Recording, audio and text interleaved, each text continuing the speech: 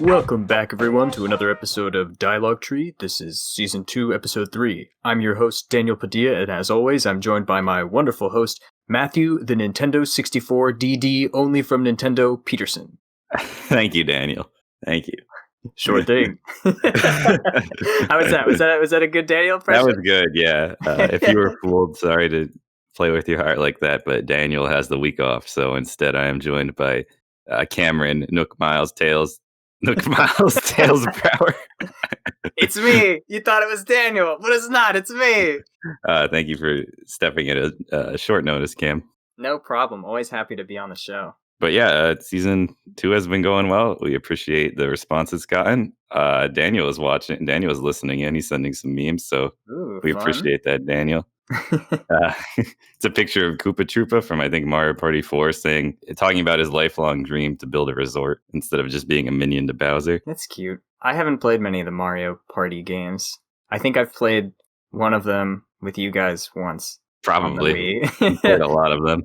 I know that you guys are like connoisseurs of Mario Party. I think Spencer's is his favorite is 2. Am I right? Yeah, probably. I really like Mario Party 2 as well. We basically did this thing where we just tried them all. Like, because someone had a modded Wii and that has N64. I think it's Daniel. Could have been, yeah.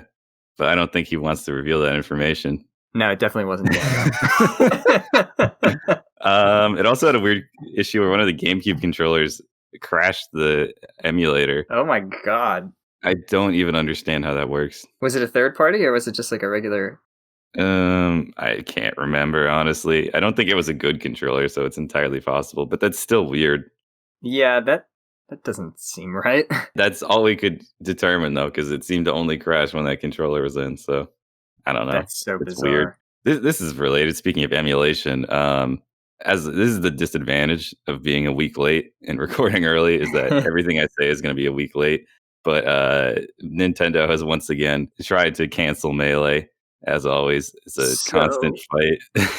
So dumb. I heard about that from Pandemonium, reviews every North American Saturn game. He's a big Melee guy too, and he posted about it, and I was like, wow, that's it kind of blew up. Frustrating. Basically, Nintendo has started canceling online tournaments, even though because there is a software that allows you to play online Melee, but the software is actually legal. Based on court precedent. So the only thing that would be illegal is if you downloaded Melee, like the ROM, on like some website, right? But there's no evidence that these people don't own Melee and didn't burn their own like ISO disk. You can just do that with a computer. Yeah. I mean, chances are good. They probably do own Melee. The people who are going to these tournaments.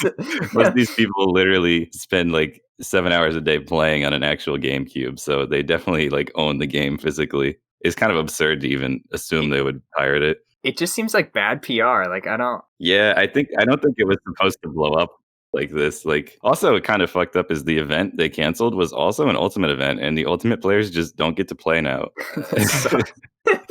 I assume they're trying to promote Ultimate by wanting no more Melee, but they're also canceling the Ultimate event. So that's so dumb. Yeah. Also, it's shit. Ultimate's online is not as good as the fan-made Melee online. So just, I mean, fuck Nintendo. It's been a great response from everyone. I don't know what will come of it. Ludwig, a famous streamer who is a kind of an ex-Melee player, but like he's very involved in the community, decided to respond by making tournaments from now on for charity so that to discourage Nintendo from canceling them. That's really nice. Which is a good idea. But who knows, they may just cancel it anyways. God damn it, Nintendo. But yeah, to save, I think hashtag free Melee was trending on Twitter last time I checked, like the top I saw thing. That, yeah. So I mean, there's been a good response, and hopefully the tournament gets to continue and everyone gets to keep playing, because the game will just not survive a year or X amount of pandemic time without any sort of play, Yeah, I mean, how? Because you literally can't. It's not. It doesn't have online natively. So this is the only way you can play with people who aren't living in your house. Yeah. I mean, it's the only way you should, at least at the moment. I don't think there's like an underground scene like with raves and stuff. They have like underground raves. Still, right now? There was one on the news a couple of days ago, yeah. it sucks, and being on Zoom all the time is really tiresome. But also, like, being alive is nice. But that I just wanted to get that out there because it's not timely, but I felt like I would be remiss to not mention Nintendo once again trying to kill Melee as they do every year. Pretty much. Good old. You can always trust Nintendo. Yeah. To ruin their own stuff. But anyways, what's up with you? That's pretty much all I have to say on it. You can draw your own conclusions. So I'm in grad school now, and the end of the semester's coming up. So at our old school, Clark, they actually canceled the last week of school.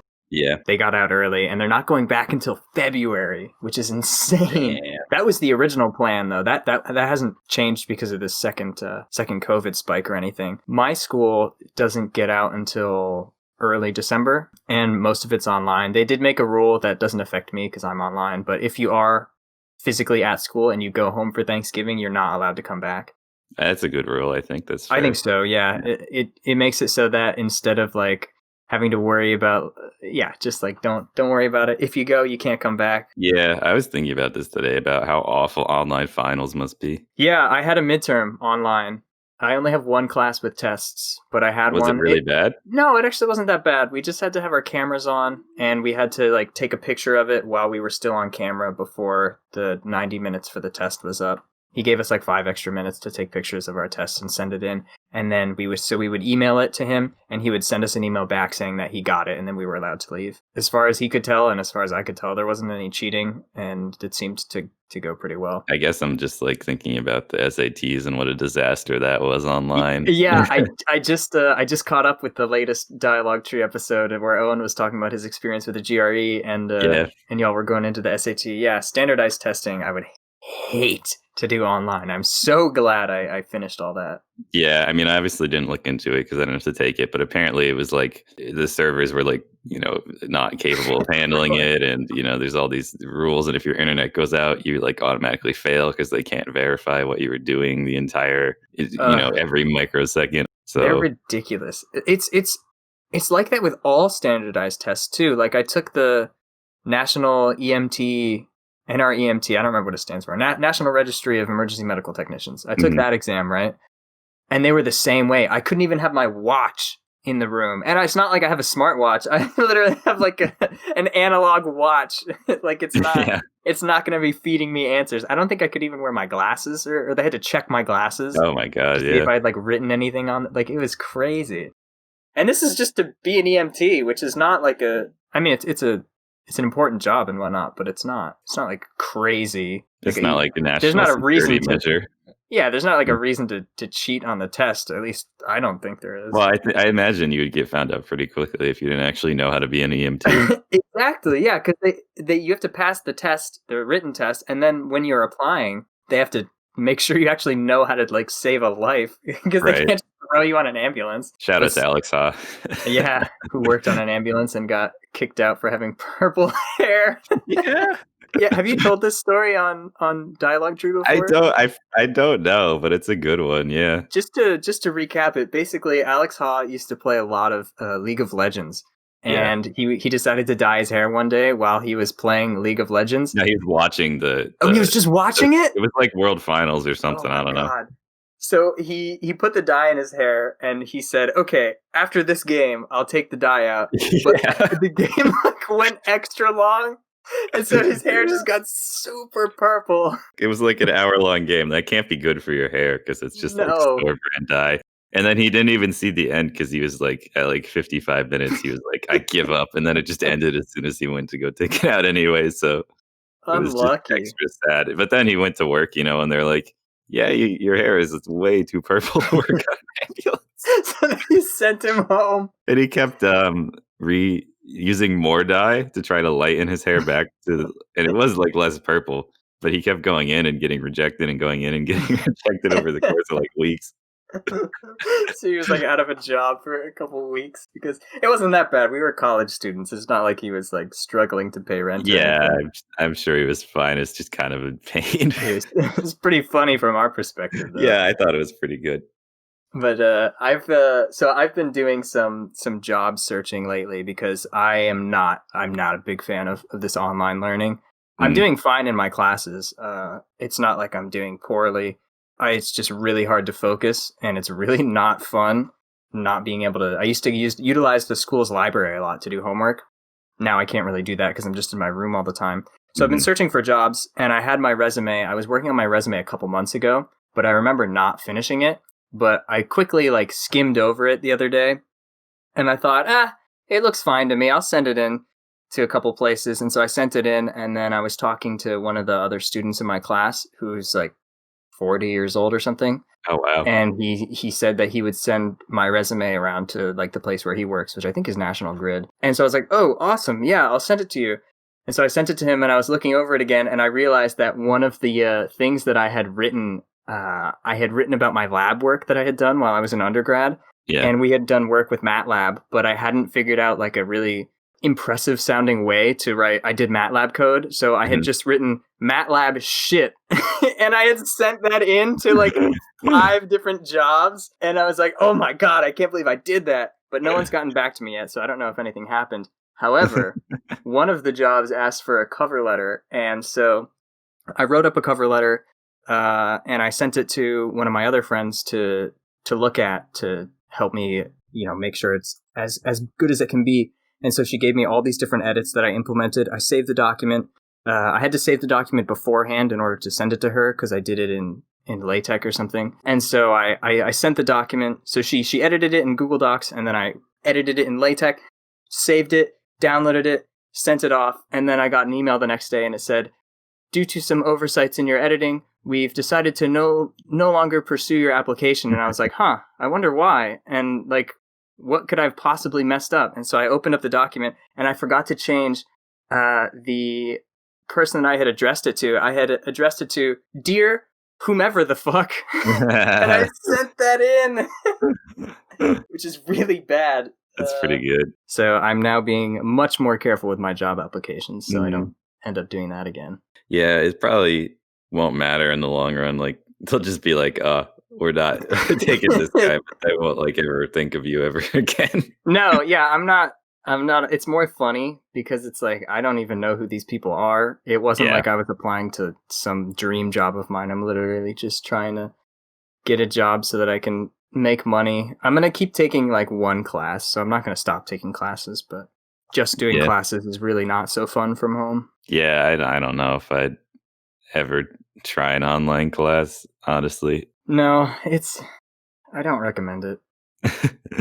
You're right. It was nice to be able to go to the library and do whatever. Yeah, there's a lot of things that you really take for granted when you're in school.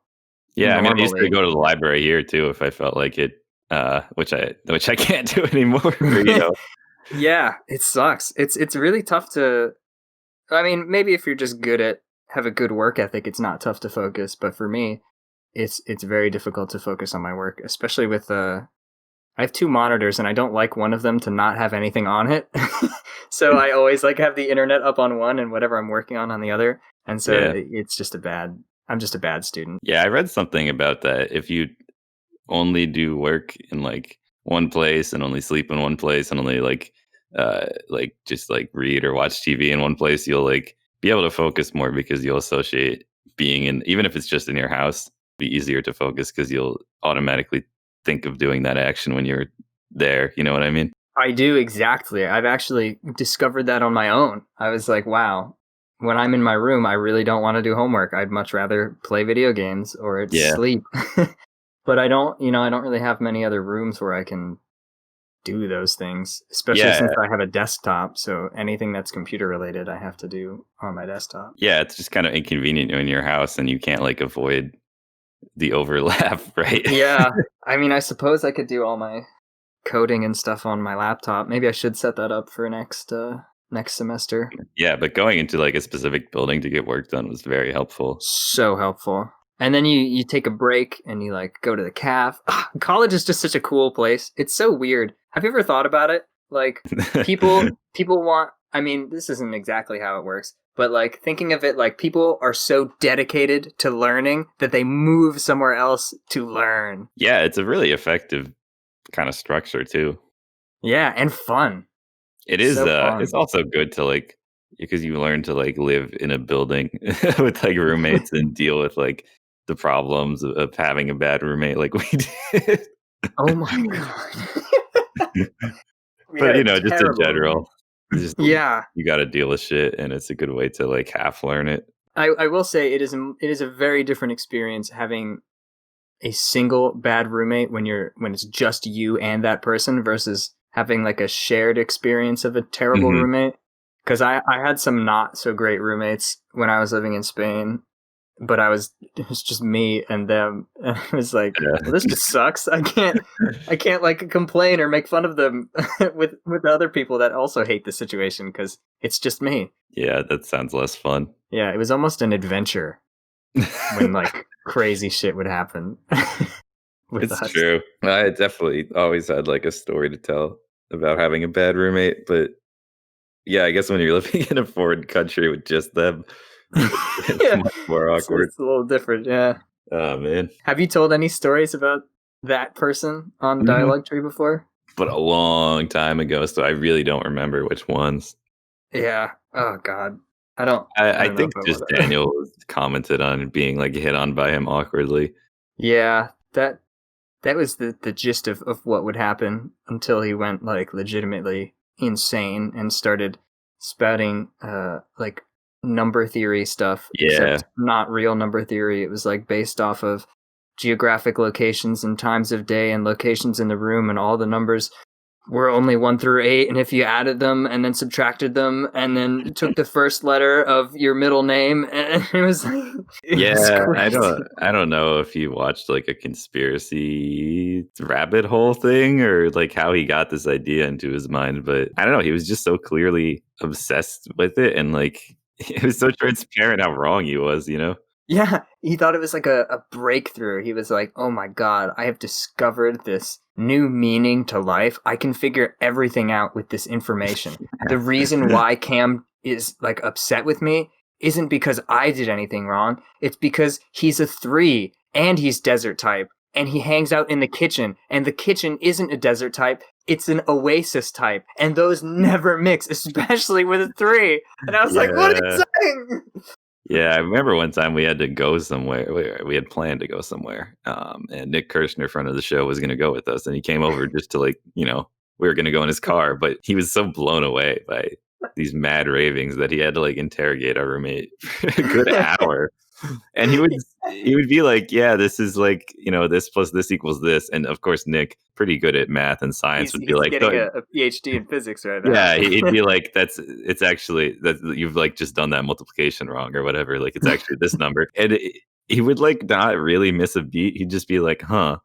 Oh well, I guess it makes sense for this other obtuse reason, you know? Like, Oh my god! And he would rank us in terms of who was most scientific. oh yeah, and you were all everyone else in the room besides I guess he's a science student too. I think I was the only person in the room who was I mean, computer science is not really a science, right? I was the only non-natural science student in the Yeah. room, but he ranked me the most. Yeah. Well, no. So he was the most scientific. Oh, of course, he had to be the The most scientific, geography major was the most right? scientific, Then then I me, think it was you, and then all the other me. actual science students. Yeah, and then me, and then Resta, and then Nick, the Nick, only one of us who's getting a he's PhD. Oh a my god, professor of science. professor! Yeah, it was an experience for sure. Do you remember when it was like around Easter time?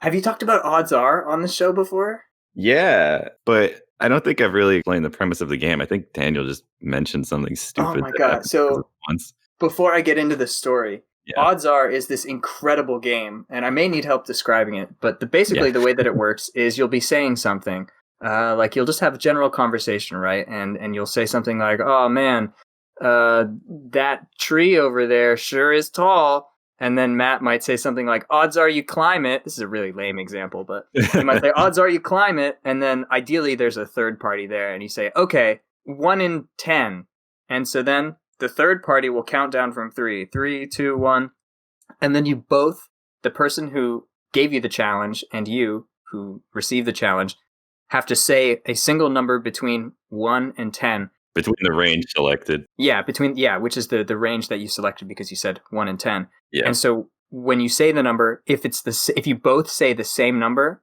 then the person who was challenged has to do that challenge. So they'll have to go climb the tree in our example. Oh, but also if you happen to not pick the same number, the person optionally can say reverse and repeat the game. But now the person who initially issued the challenge would have to do it if they lost, if they happen to get the same number. Yeah, and there's a bunch of other rules you can play with that I won't get into here. But basically, we oddsed our friend Resta into eating an entire chocolate Professor Bunny.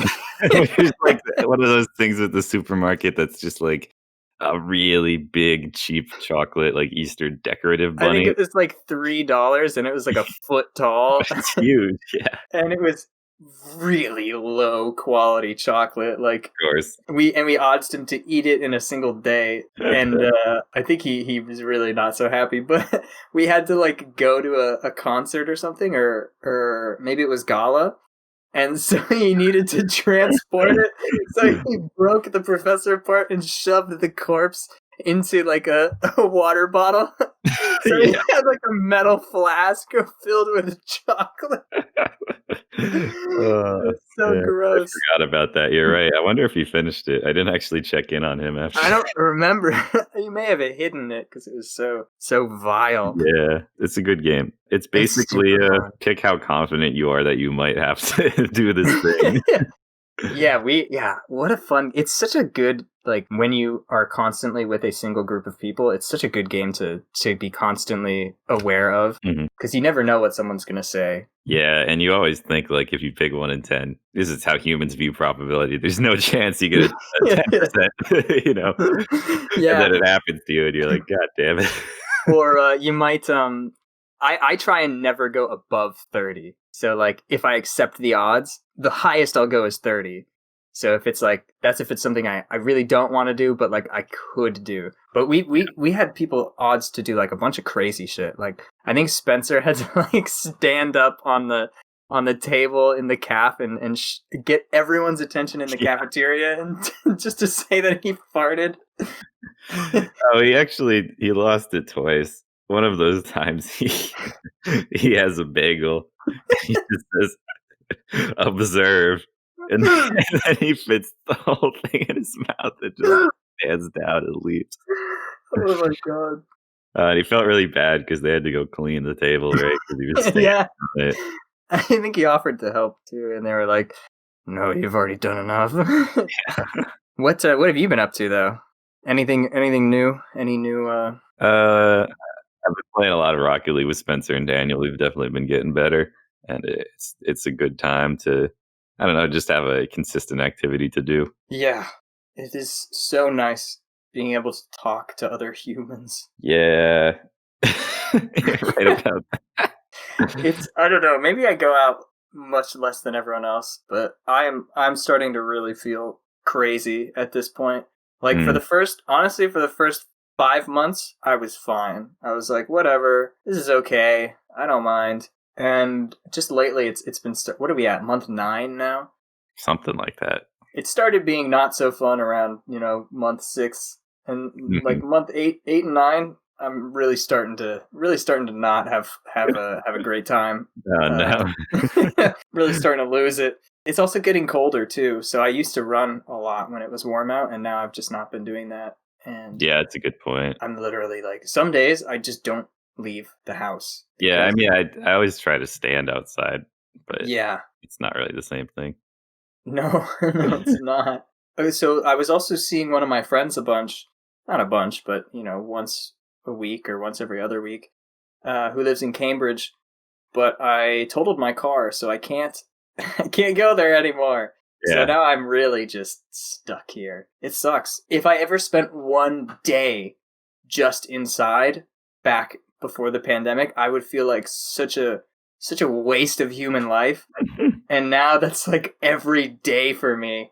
And I don't feel that bad. Like, I don't feel like I'm wasting my life because I'm helping by not going out and potentially spreading or catching a deadly disease or virus. But yeah, it is not so fun. I find that the most exciting part of my day is probably when I'm asleep, because I have some wild dreams, which are always pretty fun. Yeah, I've been having some weird dreams too. It's probably just like, stress. I had one last night where I went trick-or-treating with Jen, but everyone was like all ready to go, and I hadn't got my costume on yet. So I went upstairs to put on my costume, which of course was my blue sesame onesie, which is just Cookie Monster. But it took me like 20 minutes to get it on, so everyone left without me except for Jen. And so it was just Jen and I trick-or-treating, and I had like a pillowcase to collect candy in, but no one was giving out candy because it was COVID-19. Right. And it was a very unfruitful Halloween. I had a dream because Owen bought that book to pass the GEDs on accident. Yeah. I had a dream that Owen had to redo high school. He had to repass all of high school, but he only had 24 hours to do it. And he called me and he's like, dude, I need you to drive over to Pennsylvania so you can help me pass.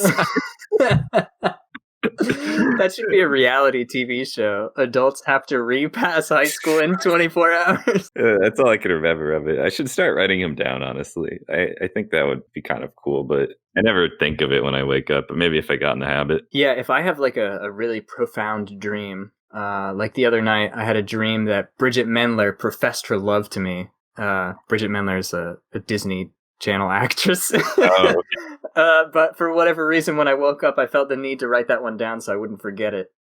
That's pretty good. I was pretty happy. You should tweet at her. I'm sure she'd love it. Maybe not. I don't think that would actually be a good look, but it would be funny. She's pretty on the down low these days, actually.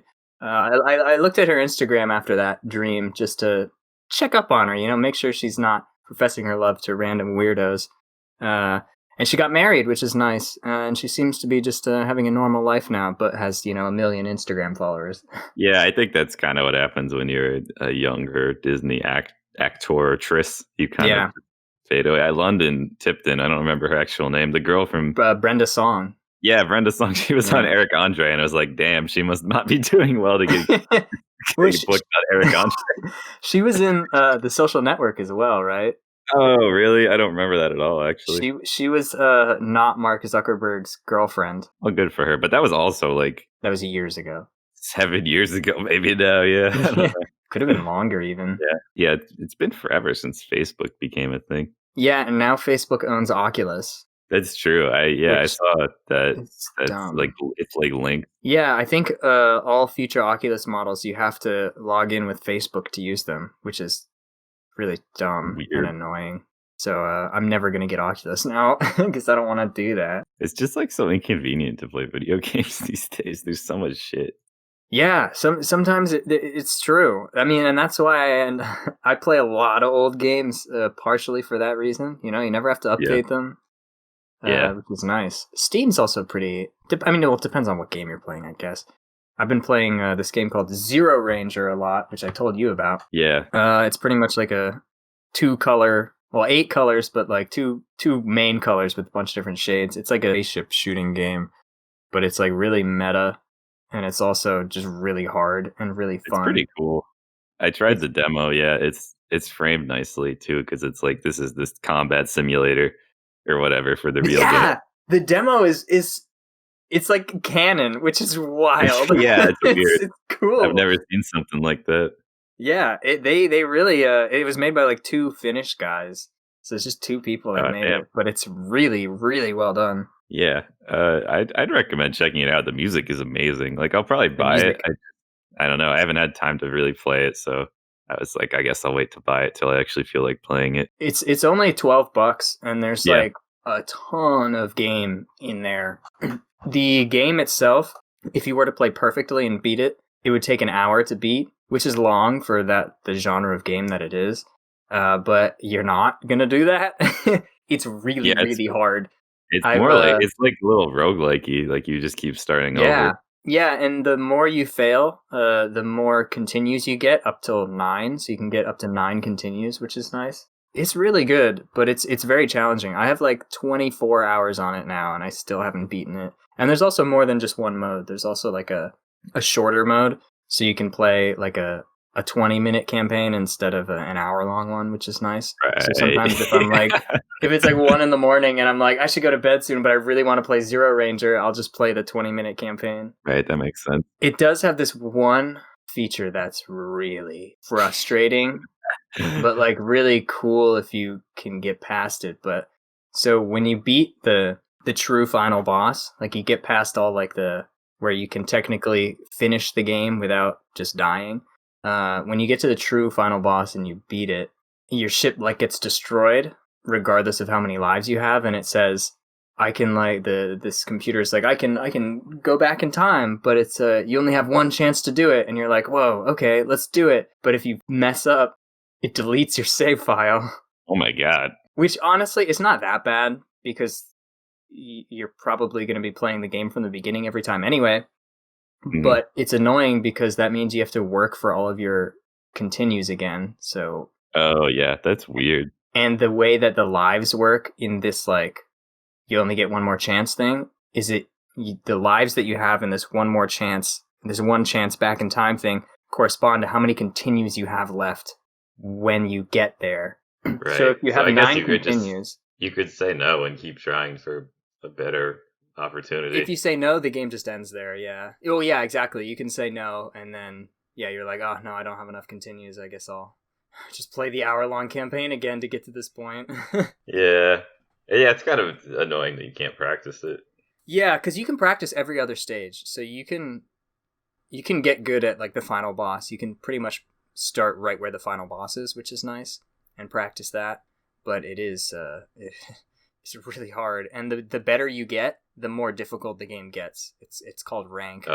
So just like Darius Gun. Yeah, but way harder. So I had like a really good run going last night, right? And then I got to like the second loop and the rank was just so high that I like couldn't beat it because it was just too hard. So like I almost have to intentionally play bad on the beginning stages to keep my rank down. But other than that, it's like an almost flawless game. It's absolutely magnificent. All right, Owen, that's the video game for Owen of the week. Please get it. Yeah, at least download the demo because the demo's free. Yeah, the demo is on. I can put a link. It's on like his website though. It's not on Steam. Yeah, I don't remember what the website is. If you just look up the Zero Ranger website, you should be able to find it. Zero Ranger is one word. Yeah, I'll definitely check it out this weekend. I was just like trying to evaluate how all the time I was spending the day, and I was like, I gotta like go engage with more Japanese media. Yeah. I haven't really been. That's something that I plan on doing next semester too, since I'll only be taking one class and hopefully only working part-time. I was thinking I would also take an online Japanese course so that I could actually like practice because I have not been practicing. I'm pretty sick of just like books and stuff. I need to just like go listen to some podcasts or something and watch some anime or drama or something and just listen to it. Do you know what you're doing for Thanksgiving? Is it just hanging out with you? I talked to my parents. I think we're just gonna be with my parents, and maybe we'll like call my grandparents or someone on Zoom. But my grandparents hate Zoom because they are on town council or town hall or whatever in their town, and they have to use it all the time. They have to use Zoom every week and sit for like 6 hours through the meetings. Damn. So they really don't like it. So I don't know if they even want to do that. But yeah, I don't think we'll do anything for Thanksgiving. I don't know if we'll do anything for Christmas. You know, it's an awkward time of the year. my family too. We're just it's just us, just me and the parents and the dog. Yeah, for Thanksgiving and Christmas. I'm sure people will meet up. I just hope they do a test before they go. Yeah, honestly, I mean, not to like shit on Americans, but like, holy shit. We're so stupid. There's just the fact that so many people that are just like, I don't need to wear a mask still. Yeah. Like, dude, what have you been doing for the last 9 months? It's surprising that they haven't caught it yet. Honestly. Yeah, that too. It's like, I think these people would get weeded out or something. Maybe that's a terrible thing. Yeah, I don't know. Whatever. I'm a terrible person. I can live with that. I guess it's technically natural selection, but that's a pretty draconian thing to say. Yeah. Yeah, that's pretty much all I had for this week. But if you got something else to talk about, you can jump in with it. Well, I've been thinking about getting a new keyboard because one of my partners in one of my projects says that my keyboard is super annoying. I can give you a sample.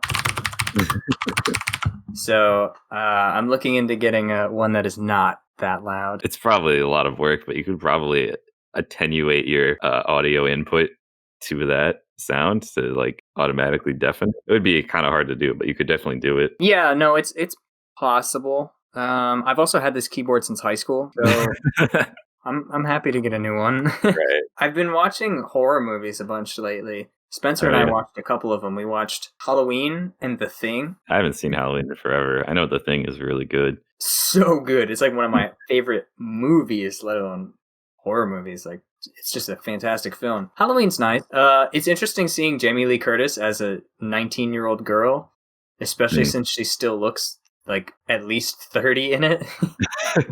But she is, I looked it up, she is in fact like 19 or something, and she's playing a 17-year-old or whatever. Weird. Which is interesting. It's not bad. It's a fine movie. It's kind of wild. I looked up the statistics on like the money that they spent on it versus what they made. I believe they spent $300,000 on the movie, which for a movie is not much at all. Mm-hmm. And they made back $47 million. Damn. Which is insane. Yeah, holy crap. Absolutely. Is that wild. Over like, because it kind of had a legacy. Maybe that's been over the course of all those years, but I don't know. Could be. Yeah, I didn't look too deep into it. That is very possible. The Thing, on the other hand, was not a commercial success when it came out. Mm-hmm. In fact, people really didn't like it, which is really unfortunate because it is I think it's really good masterpiece, I think. I don't know why people wouldn't like. I guess because I won't say what the ending is, but the ending is you might call unsatisfying in a traditional sense, right? Yeah, in a traditional sense. I love the ending personally. I like the ending. I would have been fine if it was different, but I don't hate them because of it. From what I heard, it was released like in the same month, or at least the same year, as E.T., which is some pretty stiff competition and just a totally different take on an alien movie. Yeah. Unlucky for it, but hey, The Thing doesn't have a horrible Atari 2600 game, so it's got that going for it. It's true. I used to own that game, actually. That game's pretty iconic, though, to be fair. Yeah, that's true. It turns out they did actually bury them in the desert. That's weird. Yeah, right? It does cost money to, like, liquidate crap. Like, you know, if you just have a bunch of garbage. Stuff no one wants. That's funny that you make a game so bad you have to go bury it in the desert. That's so awful. What a fun like urban legend that was confirmed to be true. I don't know. I never play Atari games, but honestly, no, they're not. I don't want to. So I'm like, how much worse could ET be? You know? Honestly, yeah. If you're not used to playing Atari games, which you shouldn't be, because you don't need to play Atari games. Yeah. It's not that bad. You know, it's like every other Atari game. It's like, what am I even looking at? Except you can actually tell it's ET, whereas like Adventure, which is like the first adventure game, is just a square running around a maze, but it's supposed to be like like the closest you come is the dragon, but it like kind of just looks like a seahorse. Yeah. They were working with some real limited hardware back then. They've definitely come a long way. Though I don't know. Maybe we've gone too far.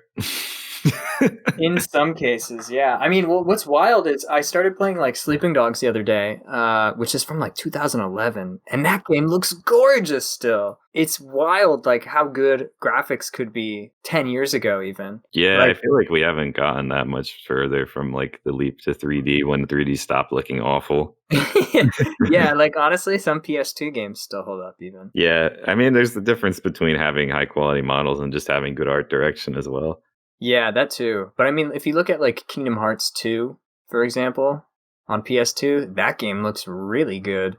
Whereas even from the same generation, like, I can't think of an example off the top of my head. I don't know, Thrillville. One of the other games I owned as a kid. Does not look great. I mean, the roller coasters look fine, but the people look like shovel faces. Yeah, but there are like a billion of them wandering around because it's like a roller coaster tycoon thing. Yeah. Yeah. No, I meant more like that about like capitalism or whatever, but that's a topic for a different day. There must be like diminishing returns on graphics, right? Like, do you really need every single hair on a character's head to perfectly have like perfect hair physics? Yeah, there's definitely diminishing returns just because of like the way vision works. You can't like, Yeah. perceive it at a point, and also how hard you have to push the hardware to get further becomes increasingly difficult for the developer. Yeah, and it's like, why not spend those resources on something more important, like the gameplay? If people buy it because it has the newest graphic Yeah. buzzword, Minecraft in 4K or whatever. Minecraft is just a bunch of squares. Can you play Minecraft in 4K? Yeah, when the Xbox, the latest, not the previous generation Xbox came out, that was like one of the launch things. They were like, you can play Minecraft in 4K finally. Finally, dude. I think we need more dinosaur games. Like Turok Dinosaur Hunter, the worst. No. Game. No, like the opposite of Turok.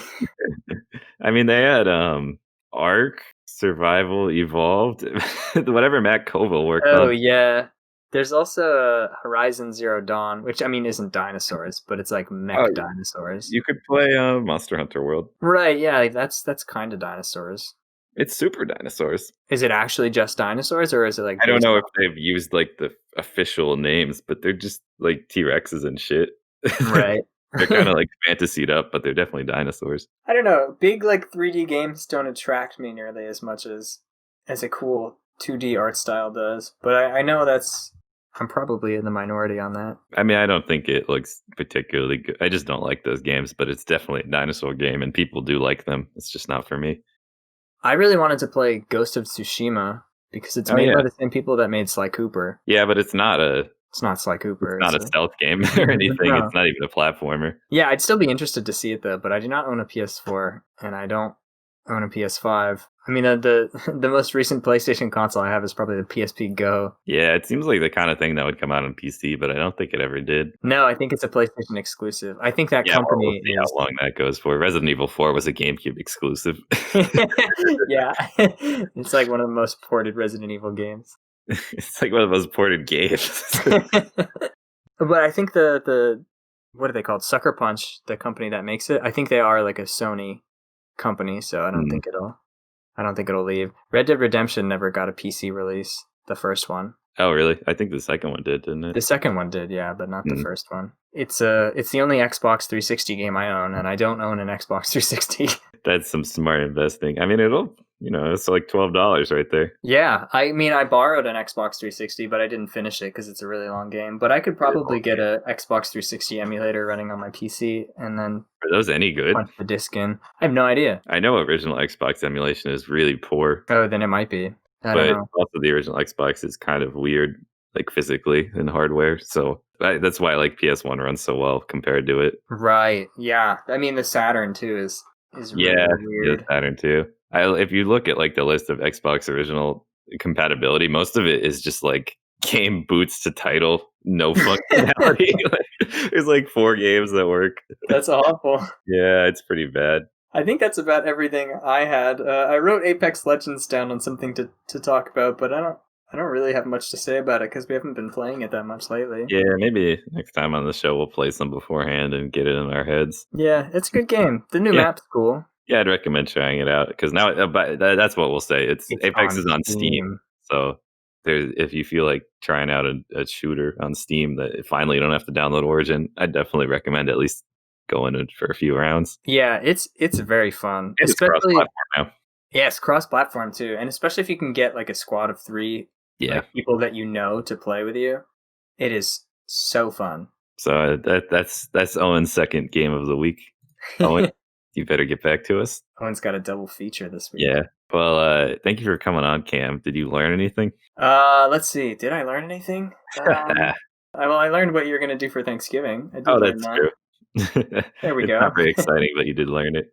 Did you learn anything? I did learn about what was I trying to say? About the online testing was not that bad when I expected it to be really awful for the students. But I guess if it's just like one class proctored by like a guy who is like a normal human, It's not so bad.